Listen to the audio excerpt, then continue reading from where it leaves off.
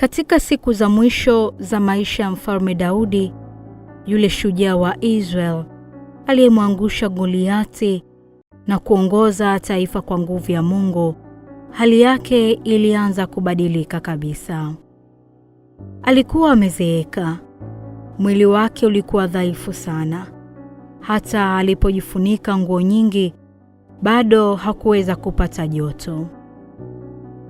Watumishi wake wakatafuta njia ya kumhudumia, na ndipo wakamleta msichana kijana aliyeitwa Abishagi ili aweze kumtunza na kumhudumia katika siku zake za mwisho. Lakini wakati mfalme akiwa katika hali yake ya udhaifu, chini ya uso wa amani ya ikulu kulikuwa na mivutano ya siri ya madaraka ilikuwa ikianza kuchipuka. Mmoja wa wana wa Daudi aliyeitwa Adonia alikuwa kijana mwenye sura ya kuvutia na tabia ya kujiona. Alipoona baba yake amezeeka, akaanza kufikiria moyoni mwake kwamba yeye ndiye anayepaswa kurithi ufalme. Bila kusubiri mpango wa baba yake wala kushauriana na Mungu, Adonia akaanza kujijenga kisiasa. Akajikusanyia magari ya vita, wapanda farasi na watu mashuhuri wakaanza kumfuata. Miongoni mwa waliomuunga mkono alikuwepo Yoab, jemedari wa jeshi, na Abiathari kama kuhani mkuu. Lakini upande mwingine wa ufalme ulikuwa ni tofauti, kwa sababu alikuwepo nabii Nathan na Suleman mwana wa Daudi. Hawa hawakuweza kabisa kushirikiana katika mpango huo. Basi Adonia akaandaa karamu kubwa sana. Watu walialikwa mbalimbali, walikula na kunywa, muziki ukapigwa na furaha ilijaa kila kona. Ndani ya shamra hizo, bila kusubiri idhini ya mfalme wala ya Mungu, Adonia akajitangaza kuwa yeye ni mfalme wa Israel. Lakini kile alichofikiria ni ushindi kulikuwa mwanzo wa mzozo mkubwa. Nabii Nathan aliposikia habari hizo hakukaa kimya. Alijua kwamba hakuna hatua ya haraka. Mpango wa Mungu kuhusu Suleman unaweza kupindishwa na tamaa tu ya Adonia. Mara moja akaenda kwa Bathsheba, ambaye Bathsheba ni mama yake na Suleman. Kwa hekima kubwa wakapanga namna ya kumkumbusha Mfalme Daudi kuhusu ahadi yake kwamba Suleman ndiye angeweza kuwa mrithi wa kiti chake cha enzi. Bathsheba akaingia kwa Mfalme Daudi akiwa na heshima pamoja na hofu, akimkumbusha kuhusu ahadi yake aliyokuwa ameisema zamani sana wakati wa ujana wake.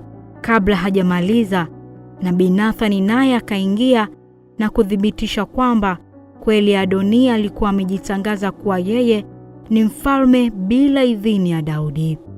Ingawa Daudi alikuwa dhaifu mwilini, bado alikuwa na mamlaka na hekima kuu. Aliposikia taarifa hizo hakusita.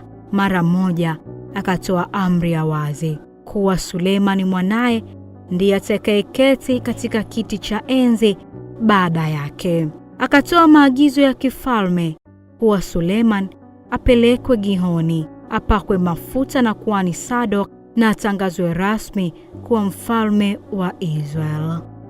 Suleman alipandishwa juu ya nyumbu wa kifalme, akasindikizwa na watu wengi kuelekea Gihon. Kuhani Sadoki akamwaga mafuta juu ya kichwa chake. Kupakwa mafuta ilikuwa ishara ya kiroho kwamba mtu amechaguliwa na Mungu kwa kazi maalum. Baragumu zilipigwa na watu wakaanza kushangilia kwa sauti kubwa, Mfalme Suleman aishi milele. Maneno yaliwatoka watu katika vinywa vyao. Sauti hiyo ilienea kama upepo mzito katika mji mzima wa Yerusalemu. Wakati huo huo, Adonia na wageni wake walikuwa bado kwenye karamu yao. Lakini ghafla kelele za shangwe zilianza kusikika kutoka mbali. Habari zilipoingia kwamba Suleman ametangazwa mfalme, furaha ya Adonia ikageuka kuwa hofu kali. Wageni wake wakaanza kutawanyika haraka. Kila mtu akakimbia kuokoa maisha yake.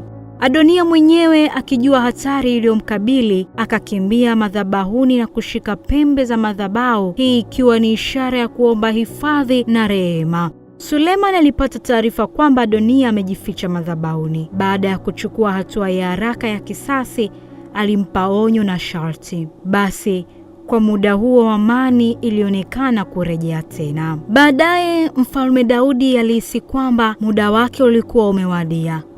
Alimuita Suleiman karibu yake, akimpa maneno ya mwisho ya hekima na maagizo ya kimaisha.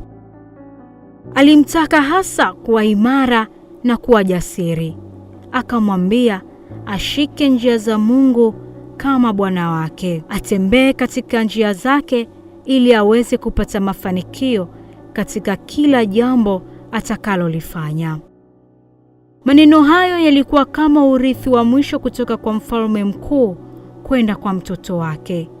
Baada ya muda mfupi, Daudi akafariki na Suleiman akaketi rasmi kwenye kiti cha enzi cha Israeli. Lakini ufalme mpya haukuwa bado imara kabisa. Adonia alijaribu tena kupanga njama kwa kuomba kumuoa Abishai, jambo ambalo lilionekana kama jaribio la kufufua madai yake ya ufalme. Suleiman aliona hatari hiyo mara moja, akaamuru Adonia aweze kuuawa.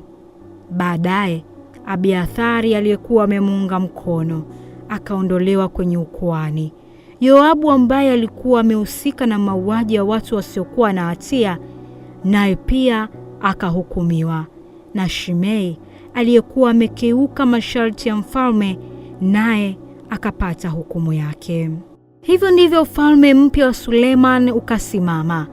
Katika macho ya watu ilionekana kama mapambano ya mwanadamu, lakini katika macho ya rohoni ilikuwa ni kutimia kwa mpango wa Mungu.